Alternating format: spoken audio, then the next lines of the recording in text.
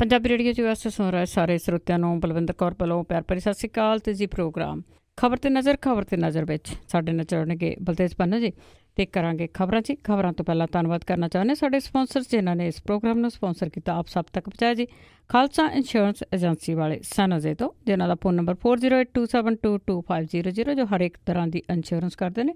Gurdeep Singh ਪਿਰਦੀ ਕਲੋਵਸ, ਅਸ਼ਾਨਜੀਤ Singh Kaloti ਜੁਬਾ city ਤੋਂ, ਬਹਾਦਰ ਸਿੰਘ ਗਿੱਲ ਫੋਵਲਟ, ਸਤਨਾਮ ਸਿੰਘ ਸ਼ੇਰਗਿੱਲ ਸਲਮਾ, ਸਰਬਜੀਤ ਸਿੰਘ ਚੋਕਰ ਟਰੋਲੇਕ ਤੋਂ, ਜੱਸੀ ਗਿੱਲ, ਤਲਵਿੰਦਰ ਸਿੰਘ ਤੇ ਪ੍ਰੀਤਮ ਸਿੰਘ ਗਿੱਲ ਬੇਕਰਸਫੀਲਡ ਤੋਂ, ਟਲੈਰੀ ਟਰੱਕ ਟ੍ਰੇਲਰ ਰਿਪੇਅਰ ਵਾਲੇ ਜੋ ਟਰੱਕ ਵਾਸ਼ ਵੀ ਕਰਦੇ ਨੇ ਟਲੈਰੀ ਤੋਂ। ਉਹਨਾਂ ਦਾ ਫੋਨ ਨੰਬਰ 5596851260। ਤੁਸੀਂ ਇਹਨਾਂ ਤੋਂ ਸੇਵਾਵਾਂ ਲੈ ਸਕਦੇ ਹੋ, ਕਾਲ ਕਰ ਸਕਦੇ ਹੋ। ਬਹੁਤ ਬਹੁਤ ਧੰਨਵਾਦ ਆਪ ਸਭ ਦਾ ਪ੍ਰੋਗਰਾਮ ਨੂੰ ਸਪਾਂਸਰ ਕੀਤਾ। ਸਾਡੇ ਨਾਲ ਜੁੜ ਚੁੱਕੇ ਨੇ ਬਲਤੇਜ ਪੰਨੂ ਜੀ, ਸਤਿ ਸ਼੍ਰੀ ਅਕਾਲ, ਸਵਾਗਤ ਹੈ ਜੀ। ਧੰਨਵਾਦ ਜੀ, ਬਹੁਤ ਮਿਹਰਬਾਨੀ। ਅਤੇ ਜੀ ਸਭ ਤੋਂ ਪਹਿਲਾਂ ਆਪਾਂ ਗੱਲ ਕਰ ਲੈਂਦੇ ਹਾਂ ਕਿ 1984 ਤੋਂ ਬਾਅਦ ਸਿੱਟ ਤੇ ਸਿੱਟ ਬਣੀ ਜਾਂਦੀ ਆ, ਕਿੰਨਾ ਕੁਛ ਹੋਇਆ ਪਰ ਅਜੇ ਤੱਕ ਕੋਈ ਨਤੀਜਾ ਨਹੀਂ ਨਿਕਲਿਆ ਤੇ ਇੱਕ ਹੋਰ ਸਿੱਟ ਬਣੀ।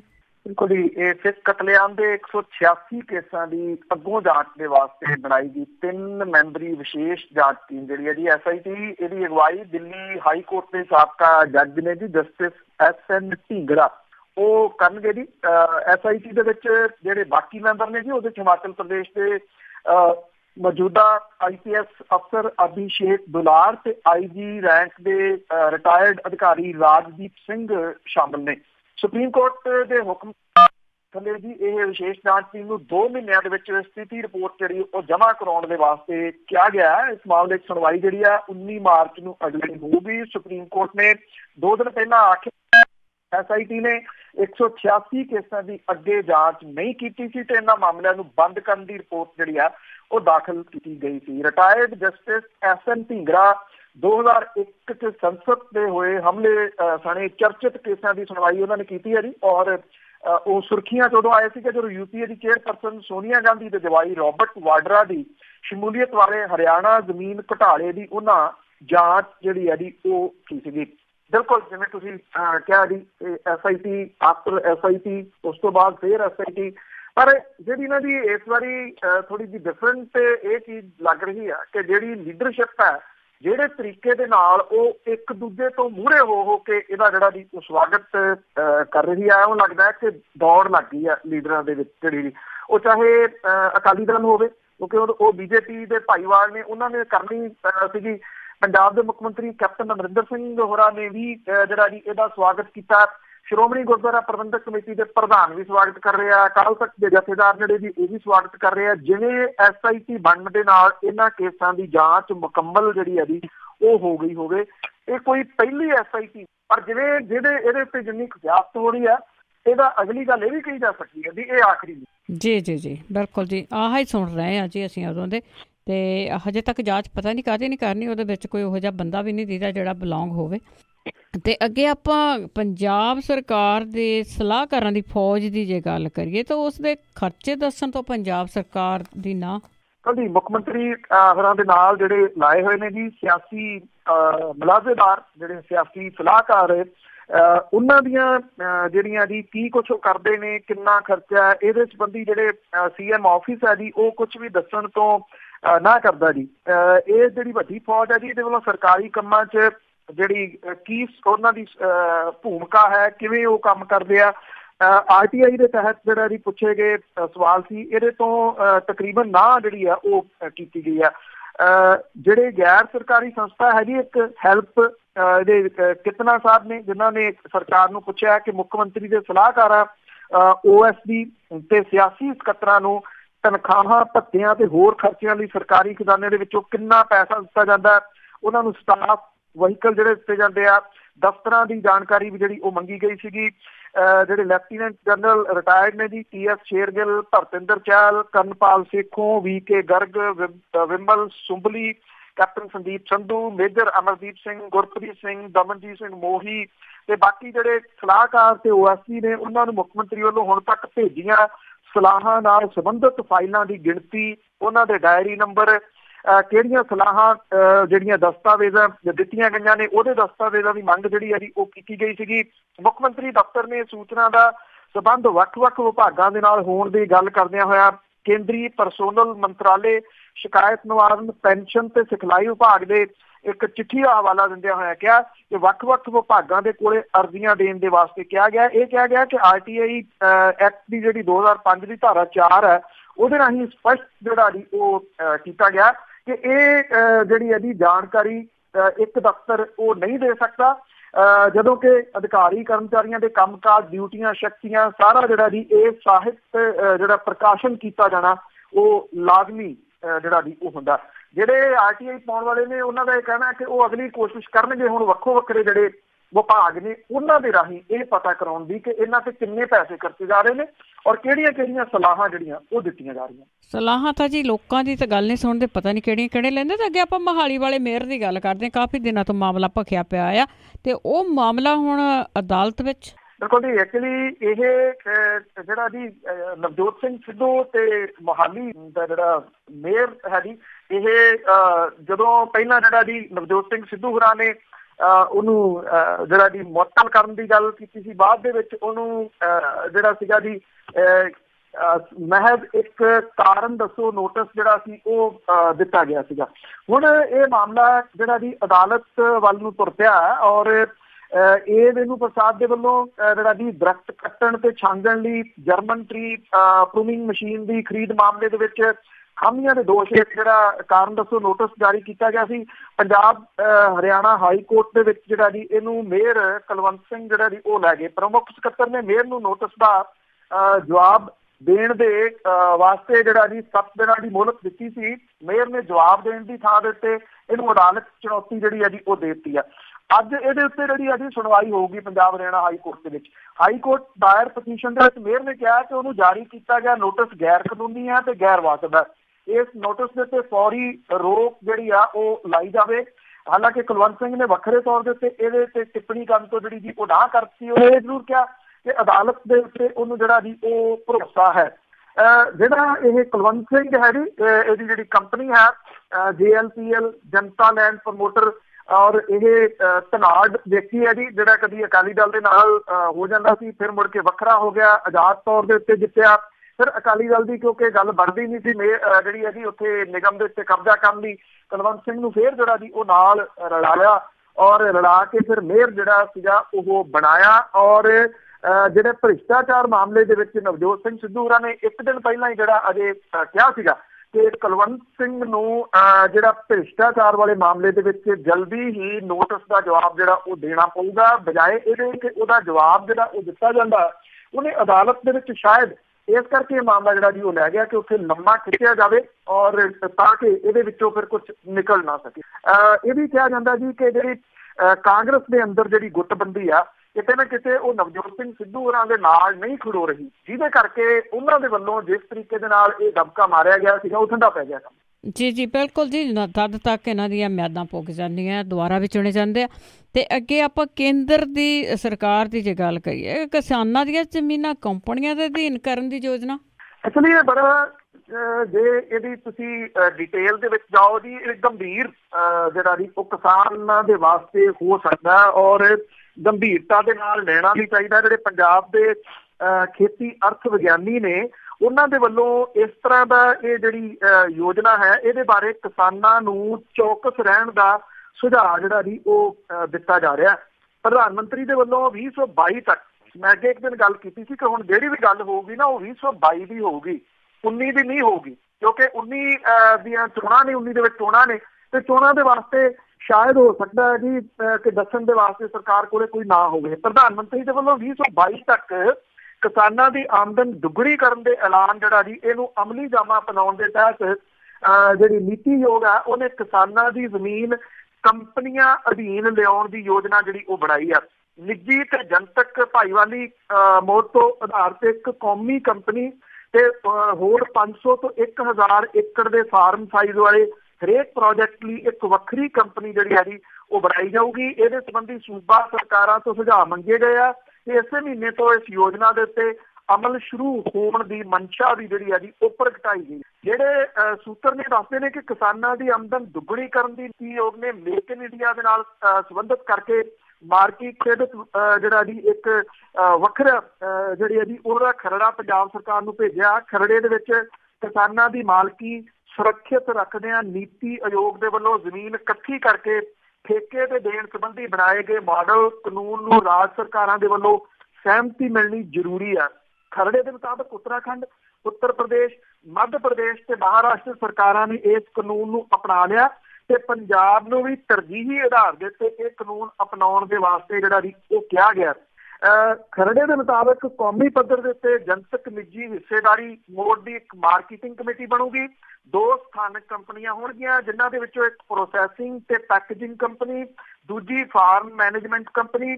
ਸਾਰੀ ਖੇਤੀ ਦਾ ਪ੍ਰਬੰਧ ਕੰਪਨੀਆਂ ਕਰਨਗੀਆਂ। ਪ੍ਰਬੰਧ ਦੇ ਵਿੱਚ 51 ਤੋਂ 60% ਦੀ ਮਾਲਕੀ ਕਿਸਾਨਾਂ ਤੇ ਬਾਕੀ ਹਿੱਸਾ ਜਿਹੜੇ ਇਹਦੇ ਵਿੱਚ ਪੈਸੇ ਇਨਵੈਸਟ ਕਰਨਗੇ ਉਹਨਾਂ ਦਾ ਹੋਊਗਾ। ਇਸੇ ਸਾਲ 26 ਜਨਵਰੀ ਤੋਂ ਸ਼ੁਰੂ ਕੀਤੇ ਜਾਣ ਵਾਲੇ ਪਾਇਲਟ ਪ੍ਰੋਜੈਕਟਾਂ ਦੇ ਵਾਸਤੇ ਪ੍ਰਤੀ ਪ੍ਰੋਜੈਕਟ 500 ਤੋਂ 1000 ਏਕੜ ਜ਼ਮੀਨ ਇਕੱਠੀ ਕੀਤੀ ਜਾਊਗੀ। ਇਹਨੂੰ ਇਕੱਠੀ ਕਰਨ ਦੇ ਤਰੀਕੇ ਵੱਖੋ ਵੱਖਰੇ ਹੋ ਸਕਦੇ ਆ, ਜਿਵੇਂ ਫਾਰਮ ਮੈਨੇਜਮੈਂਟ ਕੰਪਨੀ ਕਿਸਾਨਾਂ ਤੋਂ ਠੇਕੇ ਤੇ ਜ਼ਮੀਨ ਲੈ ਸਕਦੀ ਹੈ, ਜਾਂ ਸਰਕਾਰ ਕਿਸਾਨਾਂ ਤੋਂ ਜ਼ਮੀਨ ਠੇਕੇ ਤੇ ਲੈ ਕੇ ਅੱਗੋਂ ਫਾਰਮ ਮੈਨੇਜਮੈਂਟ ਕੰਪਨੀ ਨੂੰ ਠੇਕੇ ਤੇ ਦੇ ਸਕਦੀ ਹੈ, ਜਾਂ ਕੋਈ ਹੋਰ ਤਰੀਕਾ ਵੀ ਜਿਹੜਾ ਜੀ ਉਹ ਅਪਣਾਇਆ ਜਾ ਸਕਦਾ ਹੈ। ਐਕਚੁਅਲੀ ਫਿਰ ਇੱਕ ਵਾਰੀ ਜਿਹੜਾ ਜੀ ਉਹ ਕਹੂੰਗਾ ਕਿ ਇਹ ਜਿਹੜਾ ਇਹਦੀਆਂ ਅਜੇ ਹੋਰ ਸਾਰੇ ਖਰੜੇ ਦੀ ਡਿਟੇਲ ਆਵੇ, ਇਹਨੂੰ ਬਹੁਤ ਨੇੜੇ ਤੋਂ ਸਮਝਣ ਦੀ ਜਿਹੜਾ ਜੀ ਉਹ ਜ਼ਰੂਰਤ ਆ। ਬਹੁਤ ਸਾਰੇ ਲੋਕ ਬਾਹਰ ਬੈਠੇ ਜਿਨ੍ਹਾਂ ਦੀਆਂ ਜ਼ਮੀਨਾਂ ਇੱਥੇ ਨੇ, ਜੇ ਇਹਦੇ ਅੰਦਰ ਆਉਂਦੀਆਂ ਨੇ ਤੇ ਫਿਰ ਇਹਦੇ ਜਿਹੜਾ ਜੀ ਕੀ ਪ੍ਰਭਾਵ ਪੈਣਗੇ।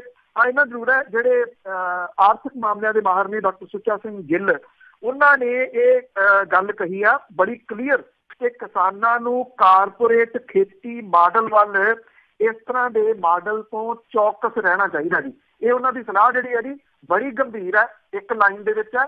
ਔਰ ਦੇਖਦੇ ਆ ਜੀ ਕਿ ਇਹਦਾ ਜਿਹੜਾ ਖਰੜਾ ਜਦੋਂ ਅੱਗੇ ਆਉਂਦਾ ਤਾਂ ਹੋਰ ਇਹਦੇ ਵਿੱਚੋਂ ਡਿਟੇਲ ਜਿਹੜੀ ਹੈ ਜੀ ਉਹ ਕੀ ਨਿਕਲ ਕੇ ਸਾਹਮਣੇ ਆਉਂਦੀ ਹੈ। ਬਿਲਕੁਲ ਜੀ, ਉਹਨਾਂ ਦੇ ਕਹਿਣ ਦਾ ਮਤਲਬ ਕਿ ਜਿੱਧਰ ਨੂੰ ਅਸੀਂ ਹੁੰਦੇ ਹਾਂ ਫਿਰ ਧੜਾ ਧੜ ਹੋ ਜਾਂਦੇ, ਬੇਸ਼ੱਕ ਖੁਦਕੁਸ਼ੀਆਂ ਹੀ ਹੋਣ ਜਾਂ ਫਿਰ ਪਲਾਟ ਕੱਟ ਕੇ ਦੇਣ ਹੋਣ, ਕੁਛ ਵੀ ਹੋਵੇ, ਪਰ ਅਸੀਂ ਫਿਰ ਪਿੱਛੇ ਨਹੀਂ ਰਹਿੰਦੇ ਹੈਗੇ। ਅਤੇ ਅੱਗੇ ਆਪਾਂ ਕਾਂਗਰਸ ਨੇ ਆਧਾਰ ਕਾਰਡ ਦੀ ਗੱਲ ਕਰਦੇ ਹਾਂ ਕਿ ਨਵੀਂ ਤਕਨੀਕ ਨਕਾਰੀ।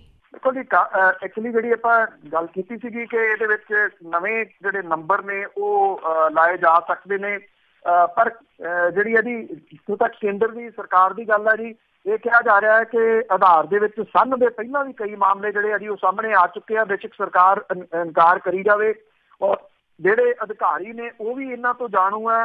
UIDAI ਦੇ ਸੰਬੰਧ ਵਿੱਚ ਕਈ ਗ੍ਰਿਫਤਾਰੀਆਂ ਵੀ ਕੀਤੀਆਂ, ਜਾਂਚ ਵੀ ਬਿਠਾਈ। ਨਾਗਰਿਕਾਂ ਦੇ ਜਿਹੜਾ ਇਹ ਆਧਾਰ ਹੈ ਇਹਦੇ 'ਚ ਸੰਨ ਲੱਗਣਾ ਜਿਹੜਾ ਜੀ ਉਹ ਜਾਰੀ ਰਿਹਾ।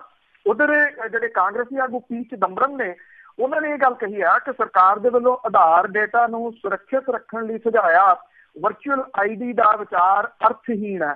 ਸਾਬਕਾ ਵਿੱਤ ਮੰਤਰੀ ਦਾ ਇਹ ਮੰਨਣਾ ਹੈ ਜੀ ਕਿ ਮੁਲਕ ਦੇ ਲੱਖਾਂ ਨਾਗਰਿਕ ਸਰਵਿਸ ਪ੍ਰੋਵਾਈਡਰਾਂ ਭਾਵ ਕਿ ਟੈਲੀਕਾਮ ਆਪਰੇਟਰ ਵੱਖਰੇ ID ਨੰਬਰ ਨੂੰ ਪਹਿਲਾਂ ਹੀ ਸਾਂਝਾ ਕਰ ਚੁੱਕੇ ਆ। ਹੁਣ ਇਹ ਨਵੀਂ ਸੁਰੱਖਿਆ ਅਰਥਹੀਣ ਹੈ। ਉਹਨਾਂ ਨੇ ਕਿਹਾ ਜੀ ਕਿ ਲਾਜ਼ਮੀ ਹੋਣ ਕਰਕੇ ਲੱਖਾਂ ਲੋਕ ਆਪਣਾ ਆਧਾਰ ਨੰਬਰ ਸਰਵਿਸ ਪ੍ਰੋਵਾਈਡਰਾਂ ਨਾਲ ਪਹਿਲਾਂ ਹੀ ਜਿਹੜਾ ਜੀ ਉਹ ਨੱਥੀ ਕਰ ਚੁੱਕੇ ਨੇ। ਨਵੀਂ ਸੁਰੱਖਿਆ ਪਰਤ ਘੋੜਿਆਂ ਦੇ ਭੱਜ ਜਾਣ ਪਿੱਛੋਂ ਬਾਹਰੋਂ ਤਬੇਲੇ ਨੂੰ ਜੰਦਰਾ ਲਾਉਣ ਦੇ ਬਰਾਬਰ ਜਿਹੜਾ ਜੀ ਉਹ ਹੋਊਗੀ। ਔਰ ਜਿਹੜਾ ਉਹਨਾਂ ਨੇ ਇਹ ਵੀ ਗੱਲ ਜਿਹੜੀ ਕਹੀ ਆ ਕਿ ਇਹਦੇ ਨਾਲ ਜਿਹੜਾ ਜੀ ਜਿਹੜੀ ਡੇਟਾ ਦੇ ਵਿੱਚ ਸੰਨ ਲੱਗਣ ਵਾਲੀ ਗੱਲ ਹੈ ਉਹ ਰੁਕੂਗੀ ਨਹੀਂ। ਉਹਨਾਂ ਨੇ ਕਿਹਾ ਕਿ ਆਧਾਰ ਕਾਰਡ ਜਿਹੜਾ ਜੀ ਇਹਨੂੰ ਰੋਕਿਆ ਕਿਵੇਂ ਜਾਵੇ, ਇਹ ਸਰਕਾਰ ਨੂੰ ਪਹਿਲਾਂ ਸੋਚਣਾ ਚਾਹੀਦਾ ਸੀ। ਹੁਣ ਜਦੋਂ ਵੱਡੀ ਸੰਨ ਲੱਗ ਚੁੱਕੀ ਹੋਈ ਆ ਤੇ ਸਰਕਾਰ ਕਦੀ ਕੋਈ ਯੋਜਨਾ ਲੈ ਕੇ ਆ ਜਾਂਦੀ ਹੈ, ਕਦੀ ਕੋਈ ਯੋਜਨਾ ਜਿਹੜੀ ਜੀ ਉਹ ਲੈ ਕੇ ਆ ਜਾਂਦੀ ਆ। ਜਿਹੜੇ ਸਾਬਕਾ ਵਿੱਤ ਮੰਤਰੀ ਆ ਉਹਦਾ ਇਹ ਕਹਿਣਾ ਹੈ ਕਿ ਇਹ ਸਿਰਫ ਇਸੇ ਤਰੀਕੇ ਦੇ ਨਾਲ ਹੈ ਕਿ ਜਿਹੜਾ ਜੀ ਜੋ ਕੁਝ ਹੋ ਗਿਆ ਉਹਨੂੰ ਢੱਕਣ ਦੇ ਵਾਸਤੇ। ਪਹਿਲਾਂ ਸਰਕਾਰ ਇਹ ਕਹਿੰਦੀ ਸੀਗੀ ਕਿ ਜੀ ਦੇਖੋ ਇਹਦੇ ਨਾਲ ਕੁਛ ਨਹੀਂ ਹੋਣ ਲੱਗਿਆ, ਕੋਈ ਸੰਨ ਹੀ ਨਹੀਂ ਲੱਗ ਰਹੀ। ਹੁਣ ਸਰਕਾਰ ਮੰਨ ਵੀ ਰਹੀ ਹੈ, ਸੰਨ ਲੱਗ ਰਹੀ ਆ ਤੇ ਨਵੇਂ ਸੁਝਾਅ ਜਿਹੜੇ ਜੀ ਉਹ ਲਿਆ ਰਹੀ ਆ।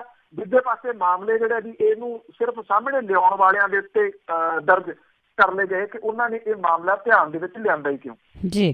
ਤੇ ਅੱਗੇ ਆਪਾਂ ਗੱਲ ਕਰਦੇ ਹਾਂ ਖੁਦਕਸ਼ੀਆਂ ਦੀ। ਰੋਜ਼ ਹੀ ਹੁੰਦੀ ਆ ਮੇਰੇ ਖਿਆਲ ਦੇ ਵਿੱਚ, ਕੋਈ ਵੀ ਖਬਰ ਇਸ ਤਰ੍ਹਾਂ ਦੀ ਨਹੀਂ ਹੁੰਦੀ ਜਿੱਦਣ ਕਿਸਾਨ ਖੁਦਕਸ਼ੀਆਂ ਦੀ ਗੱਲ ਨਾ ਕਰੀਏ ਤੇ ਖੁਦਕਸ਼ੀਆਂ ਅਜੇ ਵੀ ਜਾਰੀ।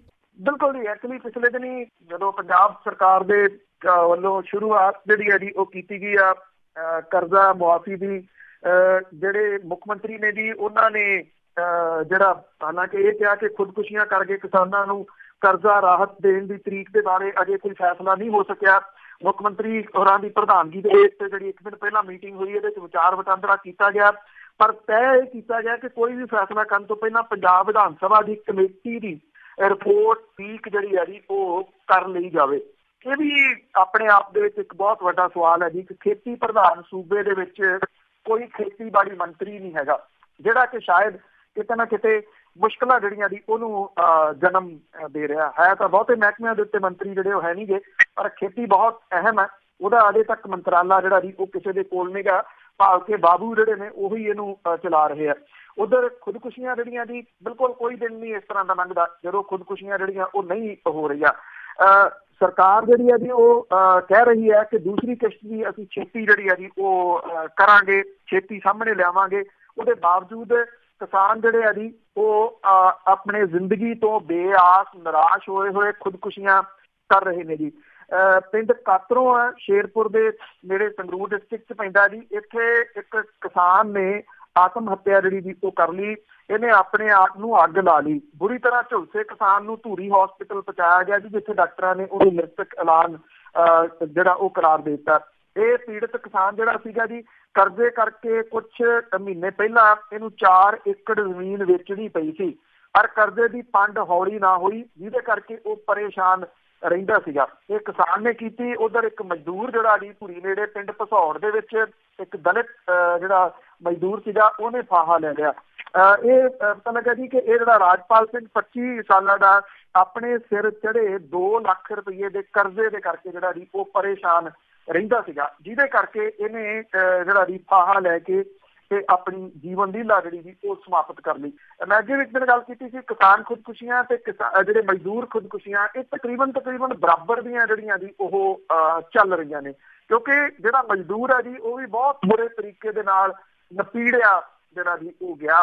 ਇਸ ਵੇਲੇ ਉਹ ਐਸੇ ਇਸ ਚੱਕਰਵੀਰ ਦੇ ਵਿੱਚ ਫਸਿਆ ਜੀ ਜਿੱਥੋਂ ਉਹਦਾ ਬਾਹਰ ਨਿਕਲ ਸਕਣਾ ਜਾਂ ਉਹਨੂੰ ਰਾਹ ਨਹੀਂ, ਜੁਗਤ ਨਹੀਂ ਲੱਭ ਰਹੀ ਕਿ ਇੱਥੋਂ ਬਾਹਰ ਜਿਹੜਾ ਉਹ ਕਿਵੇਂ ਨਿਕਲੇ। ਔਰ ਖਾਸ ਤੌਰ ਦੇ ਉੱਤੇ ਜਦੋਂ ਹੌਸਲਾ ਹਾਰ ਜਾਵੇ ਮਨੁੱਖ ਦੀ, ਫਿਰ ਉਸ ਤੋਂ ਬਾਅਦ ਉਹਦੀ ਸੋਚ ਵੀ ਜਿਹੜੀ ਆ ਉਹ ਕੰਮ ਕਰਨਾ ਬੰਦ ਕਰ ਦਿੰਦੀ ਆ। ਸਰਕਾਰੀ ਤੌਰ ਦੇ ਉੱਤੇ ਢੋਲ ਢਮੱਕੇ ਜਿੰਨੇ ਮਰਜ਼ੀ ਜਿਹੜੇ ਜੀ ਉਹ ਵਜਾਏ ਜਾਣ, ਬੇਸ਼ੱਕ ਉੱਥੇ ਇਸ਼ਕ ਦਾ ਗਿਰਦਾ ਜਿਹੜਾ ਜੀ ਉਹ ਪਾਇਆ ਜਾਵੇ, ਪਰ ਇਹ ਜਿਹੜਾ ਜੀ ਖੁਦਕੁਸ਼ੀਆਂ ਦਾ ਜਿਹੜਾ ਗਿਰਦਾ ਪੈ ਰਿਹਾ ਨਾ ਜੀ ਉਹਨੂੰ ਰੋਕਣ ਦੇ ਵਿੱਚ ਨਾਕਾਮ ਹੈ। ਇਹ ਉਦਾਸ ਕਰ ਦੇਣ ਵਾਲੀਆਂ ਪੰਜਾਬ ਦੀਆਂ ਖਬਰਾਂ ਨੇ। ਜੀ ਬਿਲਕੁਲ ਬਹੁਤ ਉਦਾਸ ਕਰਨ ਵਾਲਾ ਹੈਗਾ ਆ। ਇੰਨੇ ਵੀ ਨਹੀਂ ਢੇਰੀ ਢਾਹ ਦੇਣੀ ਚਾਹੀਦੀ। ਤੇ ਅੱਗੇ ਆਪਾਂ ਚੱਡਾ ਖੁਦਕਸ਼ੀ ਦੀ ਗੱਲ ਕਰੀਏ, ਉਸ ਮਾਮਲੇ ਦੇ ਵਿੱਚ ਕੁਛ ਲੋਕਾਂ ਤੋਂ ਪੁੱਛਗਿੱਛ। ਬਿਲਕੁਲ ਜੀ, ਇਸ ਮਾਮਲੇ ਦੇ ਵਿੱਚ ਜਿਹੜੀ ਇਹਦੀ ਮੰਨਾ ਜਿਹਦਾ ਨਾਮ ਆਇਆ ਸੀਗਾ ਜੀ ਇਸ ਖੁਦਕੁਸ਼ੀ ਮਾਮਲੇ ਦੇ ਵਿੱਚ, ਜਿਹੜਾ ਲਿਖ ਕੇ ਉਹਦਾ ਨਾਮ ਛੱਡ ਗਿਆ ਸੀਗਾ, ਉਹਦੇ ਉੱਤੇ ਜਿਹੜਾ ਜੀ 4 ਜਾਣਿਆਂ ਤੋਂ ਪੁੱਛਗਿੱਛ ਜਿਹੜੀ ਆ ਉਹ ਚੰਡੀਗੜ੍ਹ ਦੇ ਵਿੱਚ ਜਿਹੜੀ SIT ਬਣਾਈ ਆ ਉਹਨੇ ਕੀਤੀ ਆ। ਇਹ ਤੋਂ ਪਹਿਲਾਂ ਜਿਹੜੇ ਅੰਮ੍ਰਿਤਸਰ ਦੇ ਵਧੀਕ ਸੈਸ਼ਨ ਜੱਜ ਨੇ ਉਹਨਾਂ ਦੀ ਅਦਾਲਤ ਨੇ ਚਰਨਜੀਤ ਚੱਢਾ ਨੂੰ ਵਾਇਰਲ ਹੋਈ ਵੀਡੀਓ ਮਾਮਲੇ ਦੇ ਵਿੱਚ ਜਿਹੜੀ ਇਹਦੀ ਐਂਟੀਸਪੇਟਰੀ ਦੇਤੀ। 10 ਦਿਨਾਂ ਦੇ ਅੰਦਰ ਕੇਸ ਦੀ ਚੱਲ ਰਹੀ ਜਾਂਚ ਦੇ ਵਿੱਚ ਸ਼ਾਮਲ ਹੋਣ ਦੇ ਆਦੇਸ਼ ਜਿਹੜੇ ਆ ਜੀ ਉਹ ਜਾਰੀ ਕੀਤੇ ਗਏ ਆ। ਉਧਰ ਅਕਾਲ ਤਖਤ ਦੇ ਉੱਤੇ 23 ਜਨਵਰੀ ਨੂੰ ਹੋਣ ਵਾਲੀ ਜਿਹੜੀ ਸਿੰਘ ਸਾਹਿਬਾਨ ਦੀ ਮੀਟਿੰਗ ਆ ਉਹਦੇ ਵਿੱਚ ਸਪਸ਼ਟੀਕਰਨ ਦੇਣ ਲਈ ਚੱਡਾ ਨੂੰ ਅਕਾਲ ਤਖਤ ਦੇ ਉੱਤੇ ਵੀ ਜਿਹੜਾ ਜੀ ਉਹ ਤਲਬ ਕੀਤਾ ਗਿਆ। ਕਾਂਗਰਸ ਦੇ ਸਾਬਕਾ ਬੁਲਾਰੇ ਮਨਦੀਪ ਮੰਨਾ ਨੂੰ ਤੇ ਅਸ਼ਲੀਲ ਵੀਡੀਓ ਮਾਮਲੇ ਦੇ ਵਿੱਚ ਸ਼ਾਮਲ ਔਰਤ ਸਣੇ 4 ਲੋਕਾਂ ਤੋਂ ਚੰਡੀਗੜ੍ਹ ਦੇ ਵਿੱਚ SIT ਨੇ ਜਿਹੜੀ ਇਹਦੀ ਪੂਰਾ ਦਿਨ ਪੁੱਛਗਿੱਛ ਕੀਤੀ।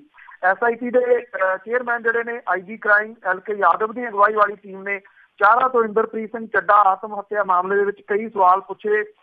ਪੁੱਛਗਿੱਛ ਨੂੰ ਲੈ ਕੇ ਕੋਈ ਵੀ ਅਧਿਕਾਰੀ ਕੁਝ ਦੱਸਣ ਨੂੰ ਜਿਹੜਾ ਜੀ ਉਹ ਤਿਆਰ ਨਹੀਂ। ਮੁੱਖ ਮੁਲਜ਼ਮ ਇੰਦਰਪ੍ਰੀਤ ਸਿੰਘ ਆਨੰਦ, ਸੁਰਜੀਤ ਸਿੰਘ ਤੇ CA ਉਮਟ ਦੇ ਘਰ ਅੰਮ੍ਰਿਤਸਰ ਪੁਲਿਸ ਨੇ ਜਿਹੜੀ ਉਹ ਛਾਪੇਮਾਰੀ ਕੀਤੀ। ਅਜੇ ਤੱਕ ਇਹਨਾਂ ਦਾ ਕੋਈ ਥਹੁ ਪਤਾ ਜਿਹੜਾ ਜੀ ਉਹ ਨਹੀਂ ਲੱਗਿਆ। ਪੁਲਿਸ ਦੇ ਵੱਲੋਂ ਨਾਮਜ਼ਦ 11 ਦੋਸ਼ੀਆਂ ਦੇ ਨਾਲ 3 ਜਿਹੜੇ ਹੋਰ ਲੋਕ ਨੇ ਉਹਨਾਂ ਨੂੰ ਵੀ ਗ੍ਰਿਫਤਾਰ ਜਿਹੜਾ ਉਹ ਕੀਤਾ ਜਾ ਸਕਦਾ ਹੈ। ਜਿਹੜੀ SIT ਆ ਉਹਨੇ ਇੰਨੇ ਇੱਕ ਜਿਹੜਾ ਜੀ ਪਤਾ ਲੱਗਿਆ ਕਿ ਉਹਦਾ ਇਹ ਕਹਿਣਾ ਕਿ ਜਿਹੜੀ ਇਹਨਾਂ ਤੋਂ ਪੁੱਛਗਿੱਛ ਕੀਤੀ ਗਈ ਆ ਇਹਦੇ ਨਾਲ ਅਜੇ ਇਹ ਨਹੀਂ ਕਿਹਾ ਜਾ ਸਕਦਾ ਕਿ ਉਹ ਸੈਟਿਸਫਾਈਡ ਹੈ ਜਾਂ ਇਹਨਾਂ ਨੂੰ ਜਿਹੜਾ ਜੀ ਇਸ ਮਾਮਲੇ ਦੇ ਵਿੱਚ ਕਲੀਨ ਚਿੱਟ ਜਿਹੜੀ ਉਹ ਮਿਲੀ ਹੈ।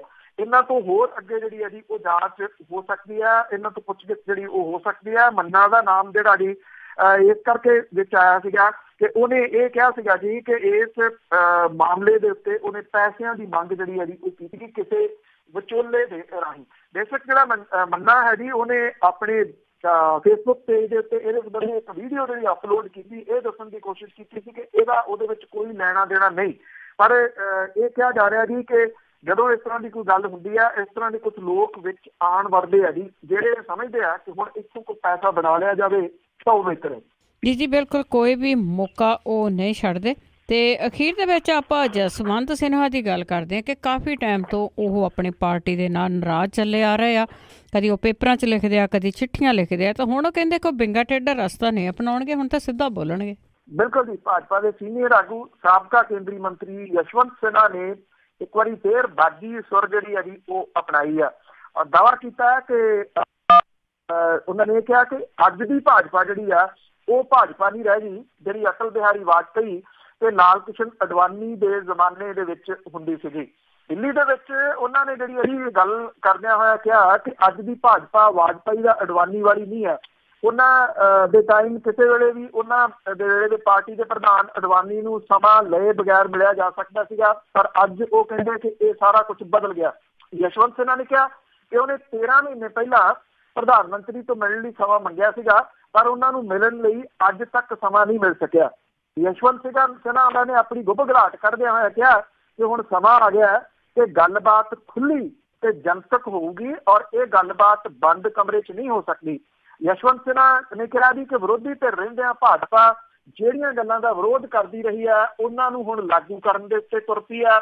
ਸਿਨਹਾ ਨੇ ਕਿਹਾ ਕਿ ਨੋਟਬੰਦੀ ਕਰਕੇ ਦੇਸ਼ ਨੂੰ 3,75,000 ਕਰੋੜ ਰੁਪਈਏ ਦਾ ਨੁਕਸਾਨ ਜਿਹੜਾ ਜੀ ਉਹ ਹੋਇਆ ਤੇ ਉਹਨਾਂ ਨੇ ਕਿਹਾ ਕਿ ਤੁਗਲਕ ਵਰਗਾ ਸੀਗਾ ਪ੍ਰਧਾਨ ਮੰਤਰੀ ਹੋਰਾਂ ਦਾ ਇਹ ਫੈਸਲਾ।